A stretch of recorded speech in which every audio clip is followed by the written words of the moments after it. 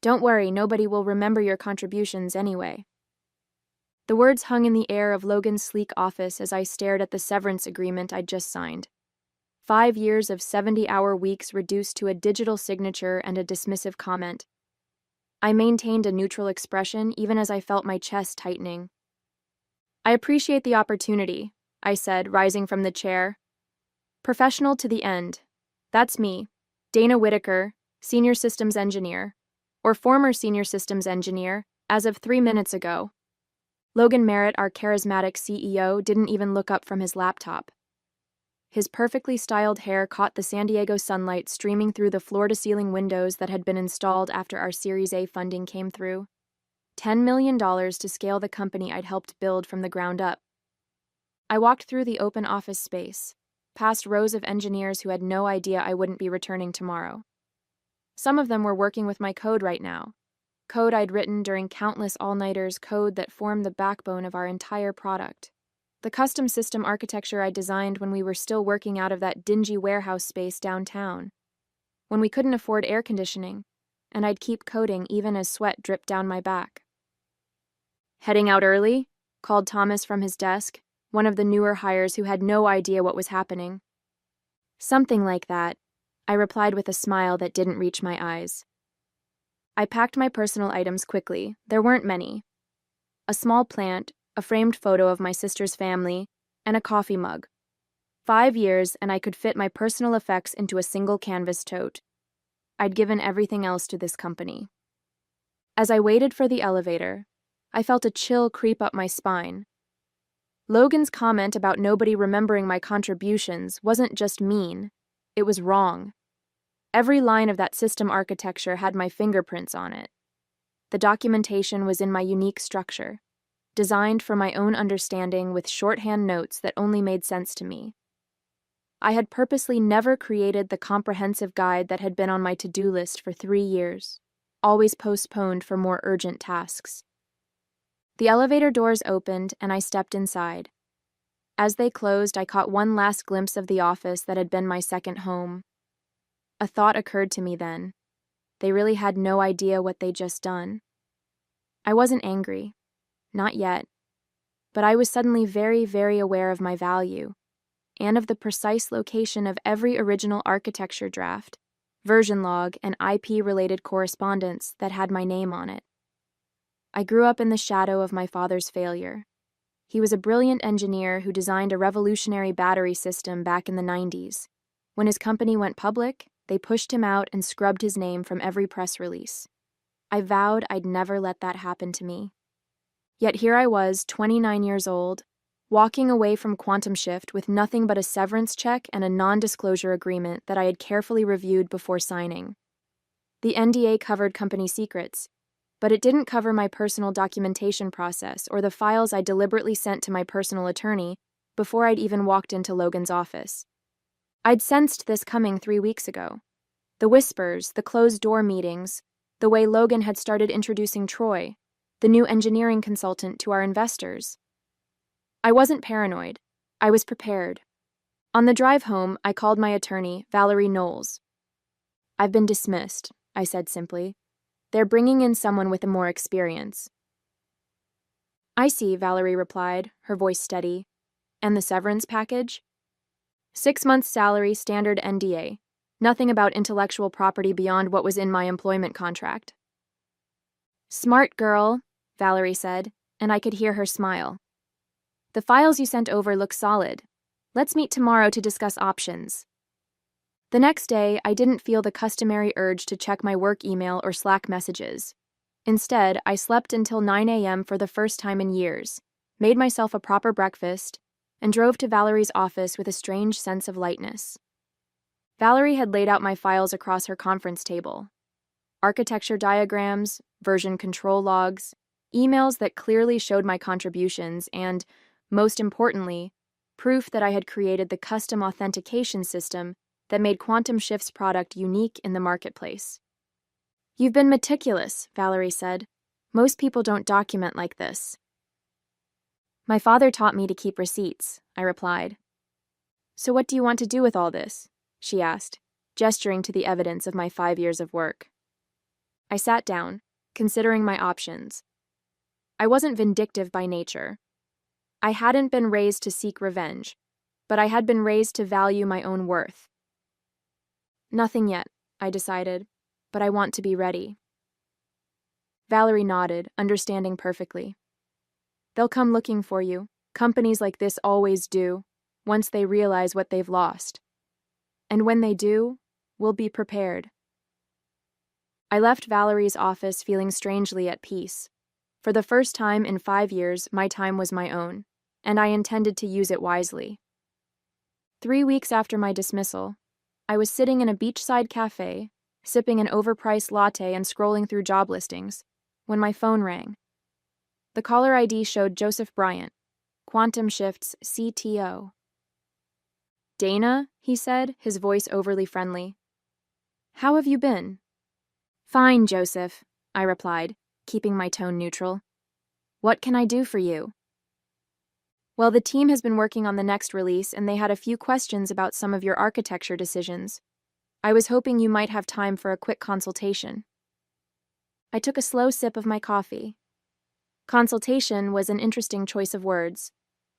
"I'm not sure that would be appropriate given the circumstances of my departure," I said carefully. Joseph cleared his throat. "Look, Dana, we're willing to compensate you for your time. Logan may have been hasty in his decision." "Hasty," I repeated. "Is that what we're calling it?" There was a pause. "The documentation is a bit specialized." I almost laughed.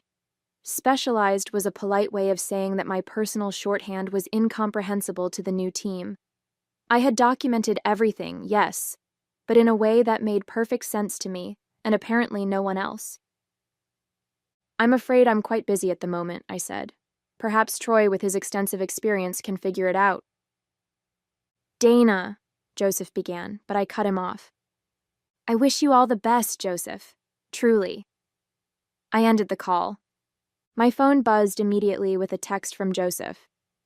"We can double your consultation rate. Please reconsider."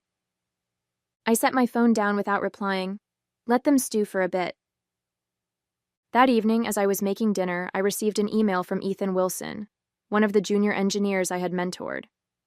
The subject line read, "You won't believe this." Ethan had always been loyal to me, grateful for the guidance I'd provided when no one else had time for him. The email was brief. "Dana, everything's falling apart here. Troy can't make sense of your authentication system. 3 clients have reported major issues after the latest deployment. Logan's blaming the engineering team, but everyone knows it's because they can't understand your architecture. Joseph is in full panic mode. Just thought you should know. Miss having you here?" I sat down at my kitchen counter, staring at the email. I hadn't expected things to unravel so quickly. Part of me felt a twinge of concern for my former colleagues. Most of them were good people caught in a bad situation. But another part of me, the part that remembered Logan's smirking dismissal, felt the first flicker of satisfaction. My phone rang again. This time it was Valerie. "I just got a call from Quantum Shift's legal department," she said. "They want to discuss a consulting arrangement." "Already?" I was surprised at how quickly things had escalated. "Apparently they're having some technical difficulties," Valerie said, her tone deliberately understated. "What do you recommend?" I asked. "I recommend we let them sweat a bit longer," she replied. "The more desperate they get, the better position you'll be in." As I hung up, I felt a shift inside me, the realization that I now held the power in this situation. It wasn't about revenge, it was about recognition of my value. And it seemed that recognition was finally coming. By the 4th week after my dismissal, the calls became more frequent. Joseph, Troy, even Ethan with unofficial pleas for help. I maintained my distance, giving vague responses when I bothered to answer at all. While they scrambled, I was busy. I'd set up meetings with 3 competing firms, not looking for employment, but exploring the market landscape. I needed to understand my position of strength. On a bright Tuesday morning, exactly 1 month after I'd cleaned out my desk, Logan himself called. "Dana," he said, his voice straining to maintain its usual confidence. "I think we got off on the wrong foot. The board and I have been discussing your departure and we feel there might have been a misunderstanding. A misunderstanding, I repeated, keeping my voice flat. About what exactly? About your value to the company, Logan said, the words clearly difficult for him to utter. We'd like to bring you back on as a consultant to help with the transition. I almost asked, what about nobody remembering my contributions? But decided against it. No need to reveal my hand so early. I'm not interested in consulting, I said. But I appreciate the offer. Dana, be reasonable. We're talking about a significant consulting fee. 6 figures for a few weeks of work. I'm quite busy at the moment, I replied, echoing my response to Joseph. Best of luck with everything. I hung up before he could respond and immediately called Valerie. Logan just called offering a consulting position, I told her. 6 figures. They're getting desperate, Valerie said. But we need to tread carefully. Have you been monitoring their product? I had indeed. Quantum Shift's client-facing dashboard had been experiencing significant downtime. Their Twitter support account was working overtime responding to complaints. Their stock price, which had surged after the funding announcement, had dropped 15% in the past week. It's not looking good for them, I confirmed. Perfect, Valerie said. I've been doing some digging of my own. Did you know that Logan presented your authentication system as his own creation to the investors? I felt a cold shock run through me. What? I have a contact on their board. Apparently, Logan's been taking credit for your work for years. The investors were funding his vision, not realizing that the technical backbone was entirely your creation. The revelation shouldn't have surprised me, but it did. It was one thing to dismiss me. It was another to steal credit for my work. This crossed a line I hadn't anticipated. What's our next move? I asked, my voice hardening. We wait 1 more week, Valerie advised. Let the situation deteriorate further. Then we send a formal notification of retained intellectual property rights. Can we do that? I signed their employment contract. The contract covers work done within the scope of your employment, but your custom authentication system, the one that makes their product unique? You developed the initial prototype on your own time before you joined Quantum Shift. You have the dated GitHub repository to prove it. You brought it with you, refined it for their purposes, but the core IP could be argued to remain yours. I remembered those early days clearly, coding in my apartment on weekends, developing the authentication system as a personal project before Logan ever approached me about joining Quantum Shift. I had mentioned this to Logan when I was hired, but he had dismissed it as unimportant. Now it seemed that dismissal might cost him dearly. So we have leverage, I said slowly, understanding dawning. More than leverage, Valerie replied. We have a legal claim that could freeze their entire operation if we push it. I leaned back in my chair, processing this information. I had walked away from Quantum Shift feeling powerless. Now, the tables had turned so completely that I almost felt sorry for them. Almost. 5 weeks after my departure, the situation at Quantum Shift reached a breaking point. Their stock had fallen another 20%, and rumors of client departures were circulating in industry forums. My phone had stopped ringing, a silence more ominous than the desperate calls had been. I was at home watching a documentary when my doorbell rang. When I opened the door, I was shocked to find Olivia Harris, the lead investor from Threshold Ventures, standing on my porch. Ms. Whitaker, she said, her expression serious. I apologize for the unexpected visit, but this couldn't wait. May I come in? I hesitated, then stepped aside to let her enter. Olivia had always been cordial during investor presentations, but we'd never spoken one-on-one. I'll be direct, she said, settling onto my couch. Quantum Shift is in trouble, and I believe you know why. I've heard there are some technical challenges, I replied carefully. Olivia fixed me with a penetrating stare. The authentication system is failing, and nobody can fix it. Logan assured us they had redundancies in place for key personnel departures, but that was clearly untrue. I remained silent, waiting for her to continue. What's more concerning, she went on, is that we've discovered discrepancies in what we were told about the company's technical leadership. Logan presented himself as the architectural visionary, with you as merely an implementer of his ideas. I couldn't help the bitter laugh that escaped me. Is that what he told you? It is, but our technical advisors have reviewed the situation, and it's become apparent that you were the true architect of the system. Logan misrepresented your role to secure funding. I took a deep breath. I'm not surprised, but I am disappointed. As am I, Olivia said. Threshold invested $10 million based partly on false premises. That's why I'm here, Ms. Whitaker. The board has called an emergency meeting for tomorrow. Logan doesn't know I'm meeting with you, but I believe your presence at this meeting is essential. This was unexpected. I had anticipated legal negotiations, not a board invitation. What exactly are you proposing? I asked. I'm proposing that you tell the truth. Help us understand what we're dealing with and what options we have. In return, I promise that your contributions will be properly acknowledged and valued. I thought about this for a moment. I appreciate the offer, Ms. Harris, but my attorney has advised me not to engage directly with Quantum Shift without proper legal protections. Olivia nodded, seemingly unsurprised. I understand. What if we include your attorney in the meeting? This isn't about cutting deals in back rooms. It's about transparency. The investors need to know what's really happening. I considered her proposal. Attending the board meeting could be risky, but it also presented an opportunity to directly address the people with the power to make real changes. I'll need to consult with my attorney, I said finally. Of course, Olivia stood to leave. The meeting is at 10 a.m. tomorrow. I hope to see you there. After she left, I immediately called Valerie and explained the situation. This is an interesting development, Valerie said. Earlier than I expected, but potentially advantageous. If you attend, you'll be speaking from a position of strength, not desperation. What about our original plan, the formal notification?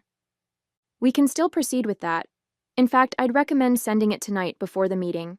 That way they'll be aware of your legal position when you walk into the room. I agreed, and Valerie promised to send the notification immediately. That night I barely slept. Tomorrow would be a confrontation I hadn't sought but now welcomed. I wasn't going in seeking revenge, but I was determined to set the record straight. Logan had tried to erase me from the narrative of Quantum Shift's success. Tomorrow I would write myself back in, this time indelibly.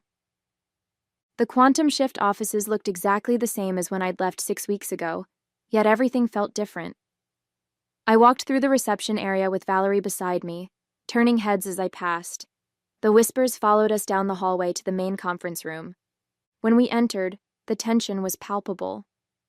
Around the long table sat the board members, including Olivia Harris, 3 other investors, and the company's executive team. Logan sat at the head of the table, his usual confident smile nowhere to be seen. Joseph, the CTO, looked like he hadn't slept in days. Ms. Whitaker, thank you for joining us, Olivia said, rising to greet me. And this must be your attorney, Ms. Knowles. That's correct, Valerie replied smoothly, setting her briefcase on the table. We received your invitation and are here in good faith, but I should note that we delivered a formal notification of retained intellectual property rights to Quantum Shift's legal team last night. Logan's face flushed with anger. This is absurd. You signed an employment contract that clearly states all work product belongs to the company. I'm aware of what I signed, I replied calmly. But the authentication system in question was initially developed before my employment began. I have documented proof, including the original GitHub repository with timestamps. One of the investors, a silver-haired man I recognized as Victor Lee from Magnitude Capital, leaned forward. Is this true, Logan? Did you know about this? Logan's expression tightened. Dana's making misleading claims. She may have had some preliminary code, but anything substantial was developed on company time. I retrieved my laptop from my bag and connected it to the conference room display. With your permission, I'd like to share some evidence. Olivia nodded, and I pulled up the GitHub repository, showing the commit history that clearly dated back to before my employment at Quantum Shift. Then I displayed emails between Logan and me from my early days at the company, where I explicitly mentioned bringing my authentication system to the project. You'll note, Valerie added, that Mr. Merritt acknowledged Dana's prior work in these communications, but never formalized any transfer of intellectual property rights beyond the standard employment agreement, which does not cover pre-existing work. The room fell silent as the board members exchanged glances. Logan shifted uncomfortably in his seat. There's more, I continued, pulling up slides from investor presentations. These are materials presented to you during the Series A round. You'll notice that the authentication system is highlighted as a key competitive advantage, but my name is conspicuously absent from any of the credits. Victor Lee removed his glasses, rubbing his temples. Logan, you represented yourself as the technical visionary behind these systems. I supervised their development, Logan insisted. Supervision is not creation, I countered, and your supervision consisted mainly of setting unrealistic deadlines while taking credit for the results. Joseph, who had been silent until now, cleared his throat. I can confirm that Dana was the principal architect of the authentication system. Without her, we can't maintain it properly, as the past 6 weeks have demonstrated. Logan glared at Joseph, but the damage was done. The investors were now looking at Logan with open suspicion. What exactly are you seeking here, Ms. Whitaker? Asked another board member. Valerie stepped in. My client is not looking to destroy Quantum Shift. She believes in the product she helped build. However, she requires proper recognition of her contributions, appropriate compensation for her intellectual property, and guarantees against future misrepresentation of her work. And if these terms aren't met, Logan challenged, then the notification stands, Valerie replied coolly.